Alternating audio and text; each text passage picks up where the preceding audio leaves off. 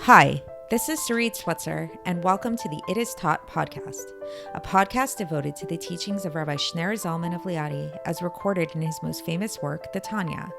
My hope for this show is to make these teachings accessible and relatable to the average person, regardless of prior Jewish education or affiliation. The episodes follow the prescribed daily study portions and are meant to serve as practical lessons in how to live your life as your true self and develop an authentic and powerful relationship with your Creator. I have personally experienced the effects the study of this work has had on me, and I'm excited to share what I can of this knowledge with you. So please join me on this journey of learning, self-growth, and connection with your source.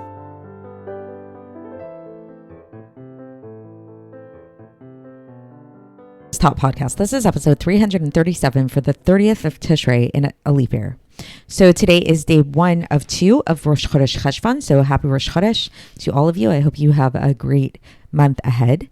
And today we are going to be addressing the precept that it is important to speak the words out loud when you are praying or when you're learning Torah, to the point that a person has not fulfilled their obligation, at least in terms of certain aspects of the prayer, like the Shema and the blessing after the meals, or studying Torah, unless they've spoken these words out loud. So why is that? Like, why? Like if you're reading a book, like let's say, if you think about the last book that you read, did you say the words out loud when you were reading the book? Most likely no, right? But yet you retain the information. So, it got in you. So what's the difference? Why is it that when it comes to Torah study, when it comes to prayer, it's so important to say the words out loud? So the angle that the Alter Rebbe is going to take with this, which is really interesting, is actually keeping in mind everything that we've been learning so far about God and about the world, and specifically about God's speech, and specifically how it is that God speaks the world into existence. He didn't just think the world into existence, he actually spoke the world into existence and continues to speak the world into existence. And keeping that in mind, we're going to also keep in mind another principle, namely that we are created in the image of God. And we are actually mirror images of God. And I've spoken about this several times on the podcast, that this idea of like anthropomorphizing God, people have this understanding that the reason why we anthropomorphize God and talk about God in human terms is merely just for our own human understanding, to be able to grasp God in a way that makes sense to us. And while this is true on a certain level, a deeper reason for this anthropomorphization of God is actually that it's not an anthropomorphization of God at all. That's a really hard word to say a bunch of times, but rather it's that man is a sort of deification, if that makes sense, of him.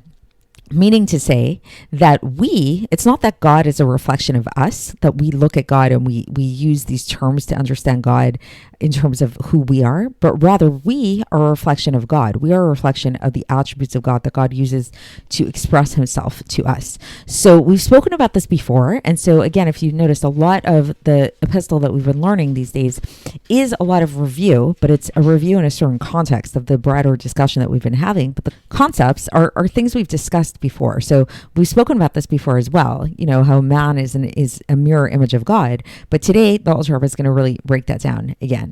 And so understanding that, so going back to speaking words of prayer out loud, why is this important? Because when we understand that we are a mirror reflection of God in all of God's attributes, then when we also understand that the way that God brings the world into existence, God's true way that he manifests himself is through his speech, this should encourage us to want to speak words of Torah out loud, as that's sort of like the ultimate way to connect to our source, which is him.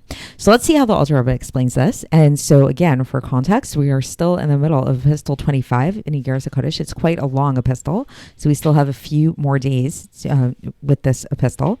So the Alter Rebbe begins and he says, here it is known to everybody that the soul of man is made up of 10 spheros. Spheros is a really hard word to translate properly, but for the sake of our discussion, I'll say 10 attributes. Chochmah, Bina, and Das are the first 3, and so on. We've elaborated upon these a bunch of times in the podcast, so I won't go through it here, but we know that there's 10 basic attributes within our souls. And all of these come from the breath of God's mouth.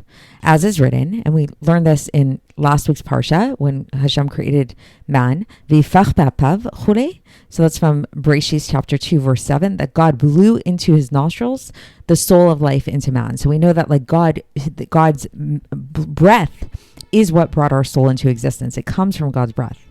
So thus, we see that basically we were created directly from God. We were created in the image of God. That's the basic idea. And so that's in a general sense. Now, in specifics, the Alter Rebbe is going to get into the particularities of this, is that we know that the Chochmah Bina Das that's found in a person's soul, these are the three intellectual faculties, these are analogous to the Chochmah Bina Das of the 10 spheros above.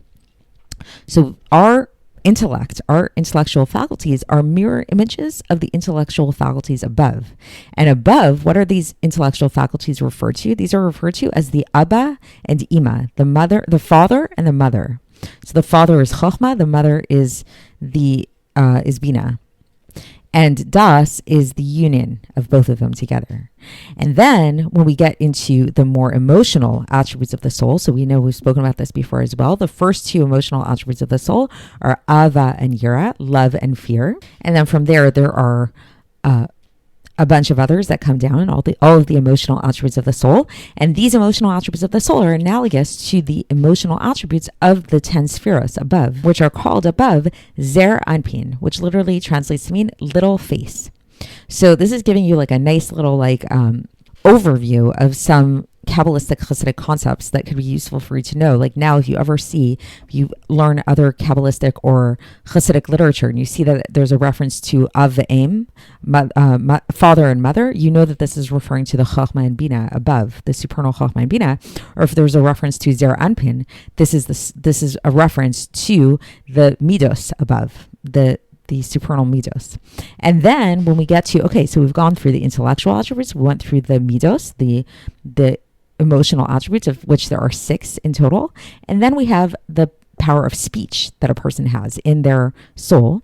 And this is analogous to the speech above, the supernal speech, which is called Malchus and Shechina, as we've discussed, right? It's the attribute of sovereignty, Malchus, and Shechina, the divine indwelling. And so thus, when we speak words of Torah, we are arousing the speech above, the supernal speech, to unify the Shekhinah.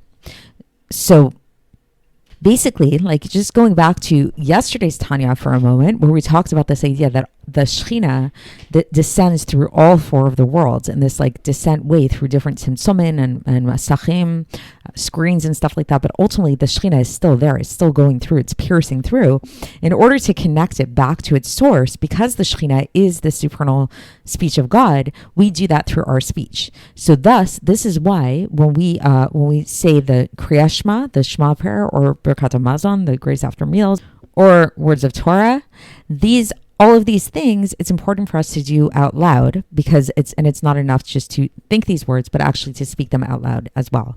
So that's it for today. Hopefully that gave you a little bit of insight into the mirror image of God, and we'll continue along these lines tomorrow, and I'll speak to you then. Thanks for listening to the It Is Taught podcast, hosted by Sarit Switzer. This podcast is dedicated in loving memory of my maternal grandfather, Avraham Yitzchak ben Binyamin HaKohen of blessed memory. Music by Shoshana. If you enjoyed this episode and would like to support the show, please share it with others and subscribe on YouTube, Apple iTunes, Spotify, or wherever you listen to podcasts. And make sure to leave us a 5-star review. To find out more about the It Is Taught project, including more information on my soon-to-be published book, please visit our website, itistaught.com. To catch the latest from me, follow me on Facebook, Instagram, and Twitter. Looking forward to speaking with you tomorrow, and until then, have a great day.